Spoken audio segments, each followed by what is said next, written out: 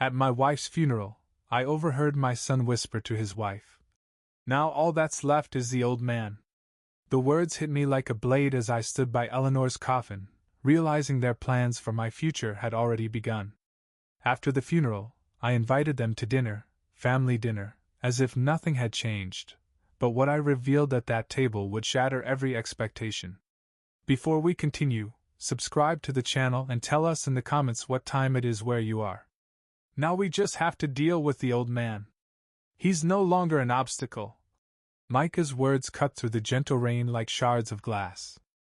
I froze beside Eleanor's casket, hands trembling, as mourners drifted past with soft condolences. 20 feet away, Micah leaned close to Naomi, their voices almost drowned by raindrops hitting the funeral tent. "Eleanor was extraordinary, Silas. She'll be missed deeply." Mrs. Henderson from next door squeezed my arm, her kind eyes full of genuine sorrow. I nodded mechanically, torn between accepting comfort and straining to catch my son's words. Naomi adjusted her designer black dress and checked her phone while dirt covered the grave. "The location is perfect for development," she said, gesturing dismissively toward our family home peeking through the cemetery trees. 40 years of marriage, now reduced to whispered real estate calculations, Eleanor's roses, her Sunday dinners, her soft voice calling me from the garden, all reduced to potential profit margins.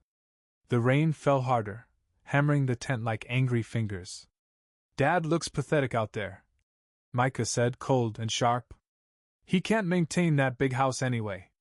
We'd be doing him a favor." Naomi smirked, her red lipstick a stark contrast to her pale skin. "He'll understand. Family comes first, after all." The way she said it made it clear I wasn't part of that definition. My chest tightened. This was my son. The boy I'd taught to ride a bike, helped build the back deck, promised Eleanor he'd care for me in old age, standing in his expensive suit, plotting my eviction before his mother's body was even cold. The funeral director moved through the crowd, signaling the service's conclusion. Guests made their way toward cars, black umbrellas opening like dark flowers across the cemetery. I remained still, soaked through my old wool coat, watching Micah and Naomi exchange satisfied glances. "Perfect timing, with the old woman finally gone," Naomi murmured loud enough for me to hear every venomous word. "Now we can move forward without any emotional interference." Micah straightened his silk tie. "Dad's too sentimental about the past. He'll need a push to see reason." They walked toward their sleek black BMW, leaving me alone beside the fresh grave. Cemetery workers waited respectfully in the distance, rain dripping from their caps. Eleanor's favorite yellow roses lay scattered across the dark soil, bruised by the downpour. I turned away from the grave, legs unsteady on the wet grass. 43 years of memories in that house, every board, every nail, every flower, representing a life built together. Now, it was just property to liquidate. The drive home passed in a blur, rain streaking the windows as memories surged unbidden. Pulling into the driveway, muscle memory guided me past the mailbox Eleanor had painted with cheerful sunflowers. Sitting behind the wheel, rain pattering on the roof, I let myself remember when this house had been everything. Summer, 1985. Eleanor stood in an empty lot, sundress fluttering, pointing toward imagined rooms. "The kitchen should face east, Silas. I want morning light for my coffee." Her enthusiasm painted our future home in the air. "And a big living room for Christmas mornings. Our children will remember this place forever." I was 35 then, strong enough to swing a hammer all day and still hold her close on the porch we'd built together. Weekends stretched into months of measuring, sawing, painting, learning plumbing from library books, teaching her to use a level. Christmas, 1995. 10-year-old Micah tore through wrapping paper under our towering pine tree. "Dad, look what Santa brought!" A toy tool set identical to mine. "Can we build something together tomorrow? Mom says you're the best builder in the whole world." Eleanor laughed from the kitchen doorway, flour dusting her apron. That afternoon, Micah and I built an elaborate birdhouse, his small hands struggling to hold the wood steady while I guided the drill. Someday I'll build houses like you, Dad, he said, grinning, gap teeth and all. Big ones where families can be happy forever. June 2007. Micah's college graduation blazed sunny and bright. Eleanor dabbed her eyes with tissues as he walked across the stage, diploma in hand, engineering degree in his grasp. Look how handsome he is, she whispered proudly. Later, he hugged us both fiercely. Thank you for everything, the house, the education, the love. I'm going to make you proud. I wanted to give my children the same joyful childhood Eleanor had given me. This house will always be your home, sweetheart, I whispered. No matter where life takes you, no matter how far you travel, this will always be yours. That evening, we celebrated on the back deck with Eleanor's famous apple pie and Micah's favorite lemonade. Fireflies lit up the garden as we shared stories, laughter, and dreams. The future stretched ahead like an unbroken promise, full of hope and possibility. Spring 2018. Eleanor tended her rose garden while Micah helped me repair the front steps. Dad, Sarah and I are thinking of getting married soon, he said. We'd love to have the wedding here, in Mom's garden. Would that be okay? Eleanor's face lit up. Of course, darling. We'll make it the most beautiful celebration. This house had been built for family milestones. But Sarah wasn't the one he eventually married. That relationship ended quietly, and then Naomi arrived. The memories now felt like blows to the chest, each one underscoring the distance between the loving son I'd raised and the stranger I saw at the cemetery. When had everything changed? When had our family home become nothing more than a piece of real estate? Rain hammered the car roof as I stared at our front door, questioning whether I even recognized the man my son had become. October 2020. Dr. Martinez's office felt cold and sterile under the harsh fluorescent lights. I'm sorry, Silas, but the tests confirm cancer. Stage 2. Treatable with aggressive chemotherapy. Eleanor gripped my hand, pale and trembling. Micah sat silently in the corner, his face drained of color. Whatever it takes, document money is no object, he said, voice breaking. She's the strongest woman I know. She'll beat this. For a few months, our family seemed whole again.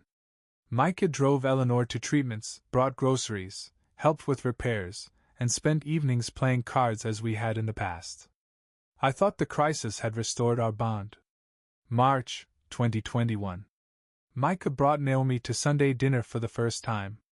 She surveyed our modest dining room with thinly veiled disdain, her designer outfit clashing with Eleanor's handmade tablecloth. What a quaint little place, Naomi remarked, her smile sharp and calculating. So authentic, very retro. Eleanor, fragile from chemotherapy but still gracious, offered homemade rolls. Thank you, dear. We've been happy here for 36 years. Naomi waved the offer aside. Oh, I don't eat refined carbs. But it's sweet that you maintain these old-fashioned traditions. After they left, Eleanor sat in the dim kitchen light, troubled. There's something cold about that woman, Silas. She barely spoke to me tonight. Summer 2022. Micah's visits became infrequent. When he did come, Naomi stayed in the car, scrolling her phone, while he offered hurried small talk. Eleanor's treatments were harder now, leaving her weak and exhausted. Why doesn't he stay longer? Eleanor asked quietly. And why won't Naomi come inside anymore? I had no answer. Whenever I called Micah, he was busy with work, with Naomi's family, with obligations. Dad, you need to understand, he said once. I have responsibilities now. Naomi's father is considering me for a partnership in his development firm. I can't just drop everything for family visits. The word just cut deeper than he realized. Fall 2023. Eleanor's health declined sharply. One evening she spiked a fever. I called Micah in desperation. Can't you handle it yourself, Dad? I'm at a business dinner with Naomi's parents. The Vanderbilts don't reschedule for family emergencies. I drove Eleanor to the hospital alone, her hand cold in mine as we waited in the emergency room. Winter 2024. The last time Micah came before Eleanor's death, Naomi finally stepped inside. She wandered through the living room like she was appraising property. "You know, Micah, this location is prime real estate," she said. "Your parents are sitting on a gold mine and don't even realize it." "Really? I never thought about it that way," he murmured. "Darling, sentimentality can't cloud good business sense. Your father won't live forever. Maintaining this property will eventually be impossible. Isn't it kinder to help him transition?" I watched the expression on my son's face change, compassion replaced by calculation. "Maybe you're right," he said. "Dad is getting older." That night, Eleanor wept quietly in our bedroom. "He's lost us, Silas. That woman has poisoned his heart against his own family." 3 weeks later, Eleanor was gone, and I stood at her grave listening to my son plot my eviction. The rain had stopped, but the weight of memory pressed down. Our home looked the same, yet everything felt altered. Eleanor's roses drooped, and the windows stared back like empty eyes. I climbed slowly from the car, 70-year-old bones aching, knowing tomorrow Micah would arrive with demands and ultimatums.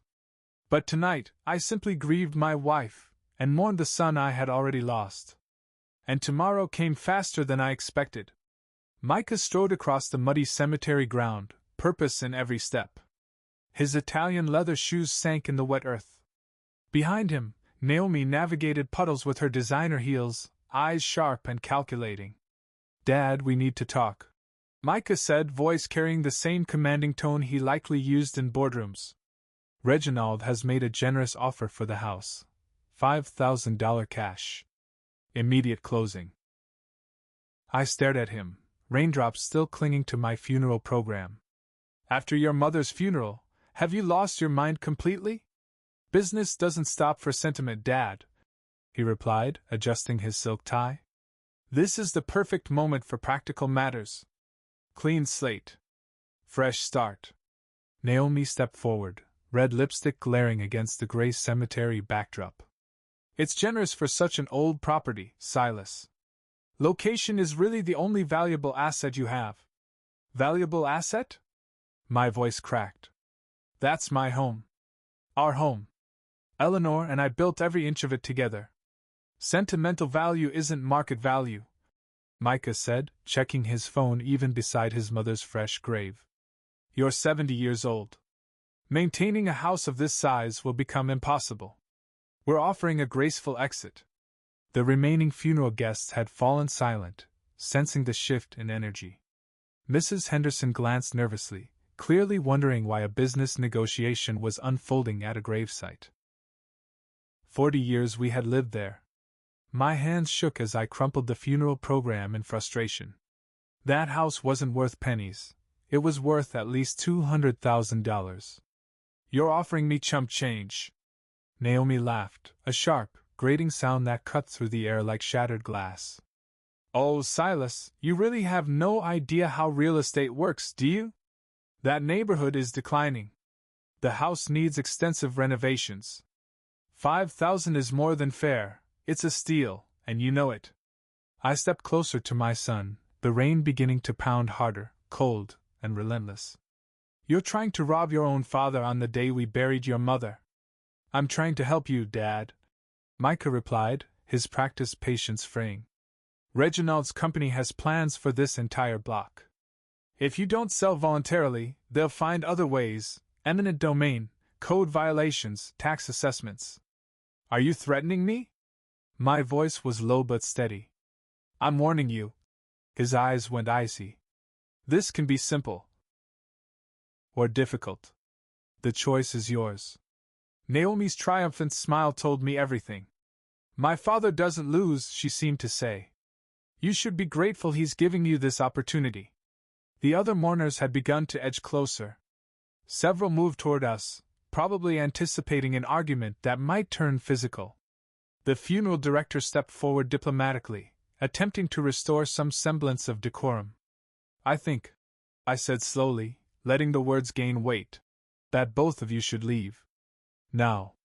Get out of my sight before anyone regrets it." Micah straightened his tailored jacket, his silk tie pulling taut across his chest. "You have 48 hours to accept the offer, Dad. After that, things get complicated."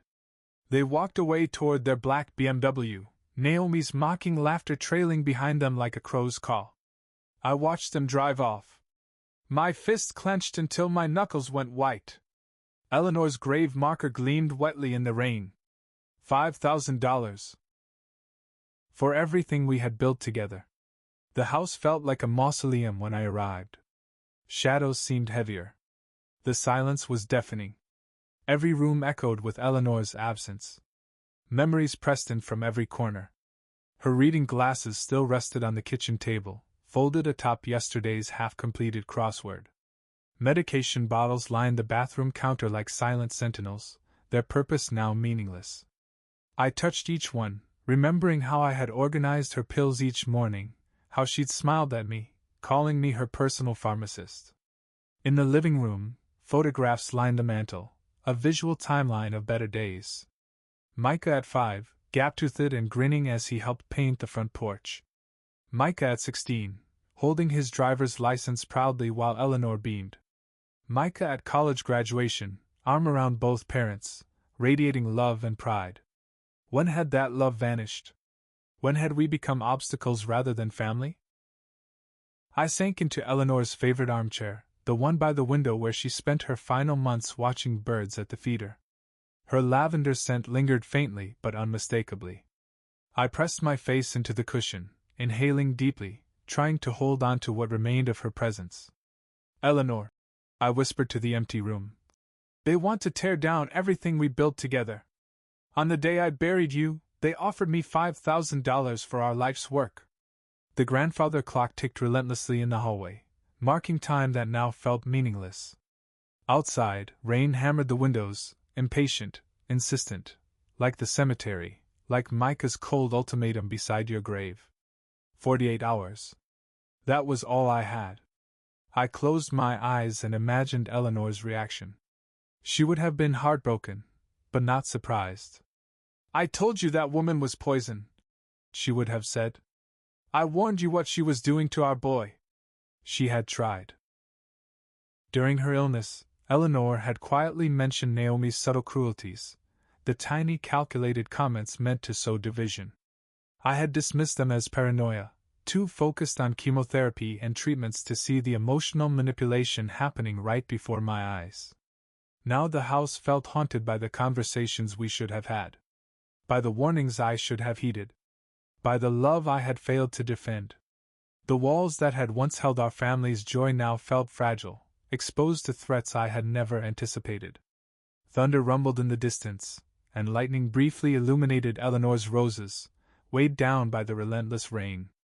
Each bush had been planted with purpose, yellow for friendship, red for passion, white for fresh beginnings. Naomi probably saw them as obstacles to clear for development. I must have dozed off in Eleanor's chair, because when I stirred, the room had darkened and the rain had stopped. Morning sunlight spilled across the kitchen floor as I went through my usual routine, coffee brewing, newspaper unfolded, trying to convince myself this was just another day instead of the day my world had shifted. My neck ached from sleeping in her chair, and my reflection in the coffee pot revealed an old man who looked every one of his 70 years. At exactly 8:30, the doorbell rang. I peered through the peephole. Micah and Naomi were on the porch, standing like door-to-door salespeople. Micah held a leather briefcase. Naomi wore that smug, entitled expression that made my chest tighten. No call, no warning, they expected immediate surrender. "We're here for your answer, Dad." Micah pushed past me into the foyer without an invitation, Naomi following with the effortless confidence of someone who already claimed ownership. "My answer is no," I said, closing the door with a decisive slam. "Absolutely not." Naomi surveyed the living room as though she were already drafting renovation plans. "That's unfortunate, Silas. My father's lawyers have examined the property records closely. This can go easy, or it can go hard. Is that a threat?" "It's reality," she replied smoothly, settling on Eleanor's couch without permission, her designer purse placed possessively on the coffee table. Judge Morrison owes my family favors. You won't win in court. And if you resist, it will cost you everything. Micah opened his briefcase with practiced efficiency. One last opportunity for you to leave with dignity. $5,000 in a comfortable apartment in Sunset Manor. Excellent facilities for seniors. I'm not going to a nursing home. My voice was stronger than I felt. This is my house. I built it with my hands. My life's work isn't up for auction. Sentimentality is expensive, Dad, Micah said, voice dripping with frustration. Property taxes alone will bankrupt you in 2 years. The roof is failing. Plumbing outdated. Electrical system non-compliant. All fixable. I muttered under my breath. Naomi laughed, fingernails gleaming under the morning sun. With what money? Your pension barely covers groceries. You live in a decaying asset losing value every month. We have resources you can't even imagine, old man. Her mask of civility slipped entirely. My father controls half the city council, 3 county commissioners, and enough judges to make your life miserable. Fighting us isn't brave. It's foolish. I felt something hard settle in my chest. Get out. Excuse me? Get out of my house. Now.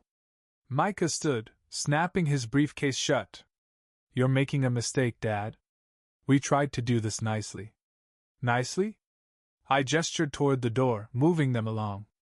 You offered me pennies for my life's work at your mother's funeral. Nothing you've done has been nice. Naomi gathered her purse with theatrical indignation. You'll regret this stubbornness, Silas. My family doesn't accept defeat. Neither do I. I held the door firmly until they had no choice but to leave. Micah hesitated on the threshold, frustration and perhaps a flicker of genuine concern in his eyes. This isn't over, Dad. You understand that, right? Yes, I said quietly. I'm counting on it. Once they drove off, I stood in the kitchen, hands trembling with adrenaline. 48 hours had become immediate war. But they had made one critical mistake. They had underestimated me. 15 minutes of pacing the empty house burned off my anger, leaving a sharper, colder clarity in its place. I stopped at Eleanor's desk in the small home office, surrounded by 40 years of meticulous record-keeping. If they thought I was a helpless old man, they would quickly learn the truth. The file cabinet yielded treasures, deed and clear title, insurance policies showing full replacement value, decades of property tax records. And buried at the back of the legal folder, yellowed edges but legible, Harold Thompson's business card from 1995. Every piece of paper, every record, a weapon if they tried to take what was mine. Harold had guided us through the original purchase, patiently explaining every clause as though teaching a friend. Over the years, we'd shared countless dinners, fishing trips before Eleanor fell ill, and neighborhood barbecues where the children ran wild and happy. If anyone could help me safeguard what Eleanor and I had built, it would be Harold. I spread the documents across Eleanor's kitchen table, the same surface where we'd planned flower beds, sketched garden layouts, and reviewed Micah's college applications. Her reading glasses still rested beside the half-finished crossword, and I found myself putting them on to scrutinize the fine print. Funny how wearing these makes me feel closer to her mind, I muttered. They think I'm just a feeble old man. They're about to find out otherwise. My engineering training had instilled a methodical approach to problems. Variables. Micah wanted the house for Reginald's development plans. They relied on intimidation, assuming I'd crumble under pressure. They had money, influence, and connections. But I had something more valuable, unquestioned ownership and 40 years of standing in the community. Eleanor used to tease me about being overly methodical, taking too long to analyze problems that needed immediate action. Today, that careful, measured thinking was exactly what I needed. Emotion hadn't served me this morning. Strategy would. I picked up Harold's business card, recalling how he'd refused payment for helping with our original purchase. Friends don't charge friends for doing what's right, he'd said. I hoped he still believed that. The grandfather clock chimed 11:30. Harold would be in his office by now, probably reviewing contracts or preparing for court. I dialed the number I had memorized decades ago, wondering if he still answered his own calls in that small-town practice. The next morning, I drove downtown to Harold's law office. The same modest brick building he'd practiced in for 25 years. Main Street hadn't changed much, small shops, flags fluttering from lampposts, the kind of place where handshakes still carried weight. His secretary led me into his private office, walls lined with law books and framed family photos. Harold looked older, his hair grayer, but his handshake remained firm and his eyes sharp with the intelligence that had made him Evergreen's most respected attorney. "Silas, I'm so sorry about Eleanor. She was extraordinary." He gestured to a chair across from his desk, already covered with legal papers. "Your call yesterday worried me. Tell me everything." I recounted the funeral conversation I'd overheard, Micah's outrageous offer, Naomi's threats about corrupt judges and forced sales. Harold's expression darkened with each detail, his head shaking in disbelief. "I can't believe Micah would do this," he said finally, voice tight. "Especially now, right after losing Eleanor. This is cruel. Vicious. Can they really force me to sell?" I asked. Harold pulled my property deed from the folder, examining it carefully. "Your ownership is perfectly clear. No liens, no disputes, no legal basis for a forced sale. That said," he added, choosing his words carefully, "the threats about judges aren't entirely empty. Judge Morrison does have a reputation for favoring certain developers. Something this blatant would attract scrutiny, but caution is warranted. So, what are my options?" "Conventional approach," he said, leaning back and steepling his fingers. "Document everything, file complaints, fight in court. You'd likely win, but it would cost thousands in legal fees and take years to resolve. But there's another path, one that would protect your home permanently." "I'm listening." "Charitable transfer with lifetime occupancy rights," Harold explained. "You donate the house to a reputable charity. You take the tax deduction but retain the right to live there until your death. The charity gains an asset for its mission, and your home becomes untouchable by creditors, disputes, or anyone trying to force a sale." The simplicity of the plan stunned me. They couldn't touch it. Impossible. Legal and permanent protection, with me still living in the house Eleanor and I had built. Harold flipped through his address book to a card. "Hope Against Cancer Foundation, Richmond. Excellent work, fitting for Eleanor's memory." I could picture her nodding in approval. She'd always supported cancer research, giving what she could afford during treatments. "How soon could this be arranged?" I asked. "If you're serious, I can call today. Schedule a meeting tomorrow. Paperwork takes a few hours. Once filed, your house is untouchable. Do it."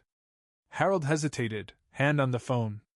"Silas, I have to ask, are you certain? This is permanent. You can live there for life, but you can't sell it later." I thought of Eleanor's roses, Micah's cold stare at her funeral, 40 years of memories they wanted to destroy. "Harold, I've never been more certain in my life." The drive to Richmond wound through the Virginia countryside Eleanor had loved, rolling hills, horse farms, the quiet beauty that had made us choose this home. I'd called in sick to my consulting work. Some things mattered more than appearances. The Foundation's office was modern and welcoming, filled with stories of survivors and researchers. Margaret Chen, the development director, greeted me warmly. "Mr. Hicks, Harold Thompson explained your situation. First, allow me to offer our condolences on your wife's passing. Cancer touches every family, and contributions like yours help us continue the fight." Margaret led me into a bright conference room where the Foundation's legal counsel, David Rodriguez, had laid out a neat stack of documents. "The property appraisal Harold arranged values the house at exactly $200,000. 40 times what Micah offered," David said, spreading the papers carefully across the polished table. "The procedure is straightforward. You donate the property to our foundation with a retained life estate. You'll receive a charitable tax deduction for the full value while retaining the absolute right to live here for the rest of your life. And no one can force me to sell? I asked. Impossible, he confirmed. Once the donation is accepted, the house legally belongs to Hope Against Cancer Foundation. It cannot be seized, sold, or transferred by anyone else, and we have no intention of interfering with your occupancy. Margaret smiled as she reviewed the paperwork. This gift will support significant cancer research programs. We're also interested in Eleanor's garden. Perhaps we can create a small memorial sanctuary where patients can find quiet reflection. Tears welled in my eyes. Eleanor's roses, serving a purpose beyond beauty, helping others in the battle she had fought so bravely. She would have loved that. 3 hours later, I left the Foundation offices with signed documents in hand, legal protections in place, and a sense of satisfaction I hadn't felt since Eleanor's diagnosis. My home was secure, her memory honored, and Micah's greedy scheme had collapsed before it ever truly began.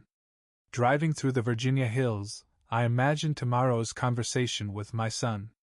He believed he was confronting a feeble old man, ready to surrender. Instead, he was about to learn that his father still had a few moves left. The Foundation's copy of the deed sat on the passenger seat like armor against whatever the Vanderbilts could throw at me. Let them try their corrupt judges and threats. My home now belonged to cancer research, with lifetime occupancy guaranteed by federal law. Eleanor would have been proud. 28 hours had passed since signing the papers. My hands no longer trembled. They held the cordless phone steady as I prepared for the performance of a lifetime. Micah expected a broken, defeated old man. He was about to see exactly what he wanted, but not in the way he imagined. At 7 o'clock, I dialed his number, practicing a tone of weary resignation. When he answered, businesslike as always, I allowed my voice to quaver just slightly.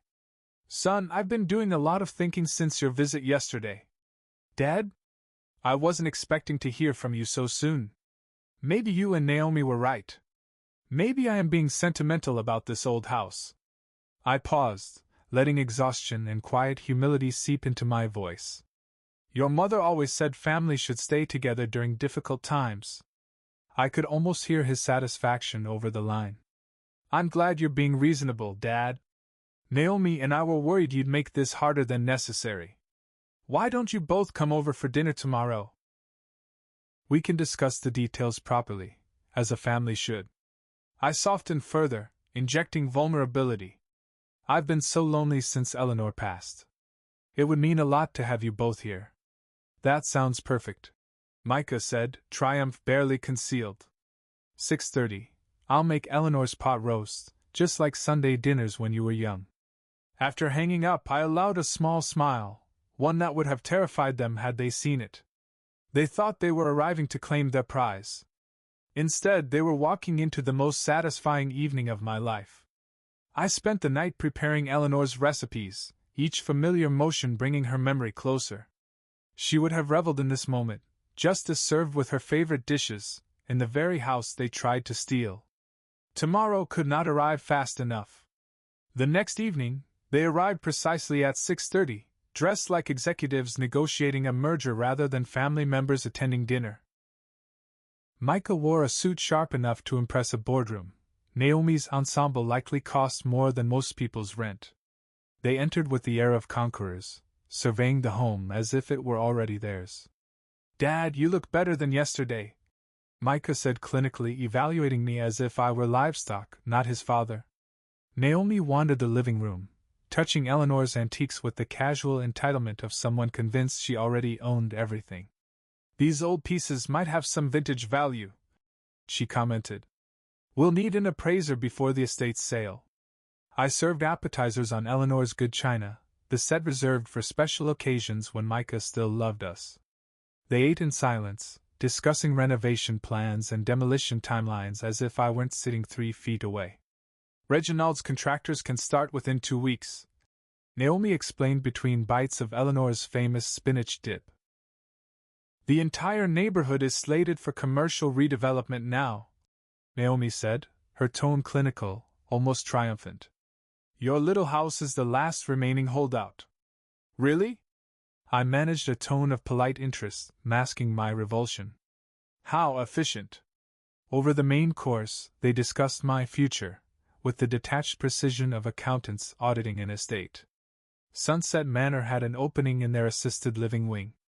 The $5,000 they were offering would cover the deposit. My pension could handle monthly fees. They'd already spoken to the administrator. Mom would have wanted you to be practical about your future, Micah said, slicing the pot roast with mechanical precision. She worried about you managing alone. The cruelty of invoking Eleanor's memory to justify their greed made my hands tremble slightly, but my expression remained the weary old man they expected. They were so close to total triumph that they no longer even attempted civility. Finally, you're being reasonable, Silas, Naomi said, lifting her wine glass in a mock toast. Resisting us would have been pointless. This way, everyone wins. Everyone wins, I murmured quietly, thinking of the foundation papers hidden in Eleanor's desk drawer. Dessert became a discussion of demolition schedules and foundation reinforcement, casually erasing 40 years of our lives with architectural jargon. Naomi snapped pictures of the rooms with her phone, no doubt sending updates to her father's development team. We should get the paperwork signed tonight, Micah said over Eleanor's apple pie. No reason to delay the inevitable. Of course, I said slowly, rising with exaggerated effort, every motion calibrated to project weakness. Let me fetch the documents from the desk. But instead of the house deed they expected, I returned with papers that would shatter their ambitions forever. Before we sign anything, I said, sinking back into Eleanor's chair, spreading the foundation transfer documents across the table like a royal flush in a high-stakes game. There's something you need to understand. The house no longer belongs to me. Naomi barely glanced up from her phone. What now, Silas? Another sentimental lecture? I shook my head. No. I transferred the property to the Hope Against Cancer Foundation 3 days ago, in Eleanor's memory. The silence that followed was absolute. Micah's fork clattered against his plate as he reached for the papers, his face draining of color. Naomi's wine glass froze halfway to her lips, suspended in disbelief. This can't be legal, Micah stammered. You can't just give away $200,000 worth of property. Already done. Notarized, filed, and accepted, I said, leaning back in Eleanor's chair, feeling her presence and approval fill the room. The transfer is irrevocable. You will never touch this property again. Naomi sprang to her feet, her chair scraping sharply against the hardwood. You manipulative old fool! Do you realize what you've done? My father had contracts ready, investors lined up. Your father could have invested in someone else's development. I gathered the documents calmly, every movement deliberate. Every dollar from this house will fund cancer research in your mother's name. The foundation was thrilled to accept it as a memorial donation. We'll challenge this in court. Micah slammed his fist on the table, making Eleanor's china jump. You're senile, incompetent. With what claim? I stood taller than I had in months. You have no legal standing. I never owned this property when I made the transfer. Harold Thompson made sure every document was flawless. Your friend, Judge Morrison, can't help you when there's no case to hear. Naomi's face darkened to purple with rage. You think you're clever, don't you? Enjoy your little victory, old man. You'll die alone in this house, no family, no support. I'll die in my home, surrounded by 40 years of memories with the woman who loved me, I said. I moved to the front door and opened it wide. You came here thinking you'd won. Instead, you've lost everything. Now get out. This isn't over. Micah yanked on his coat, his carefully maintained composure finally unraveling. You'll regret this, he hissed. The only thing I regret, I said steadily, holding the door in place, is not recognizing who you'd become before your mother passed. They stumbled toward their sleek BMW, fury written across their faces, and I let them go. Eleanor deserved better than the son she had raised. Their car vanished around the corner in silence, likely already dialing Reginald to report their defeat. I watched the taillights fade before closing the door, shutting that chapter of my life for good. As I wandered back through the house, I ran my fingers over Eleanor's treasured photographs, her reading chair, and the kitchen table where we had charted dreams and made plans. The walls would now belong to the Hope Against Cancer Foundation, but the love and memories within them remained ours forever. Justice had been delivered. Eleanor's legacy preserved. My home secured. Some victories, I realized, are worth waiting 70 years to achieve. If you enjoyed this story, please like the video, subscribe to the channel, and leave your thoughts in the comments. To hear the next story, click the box on the left. Thank you for watching.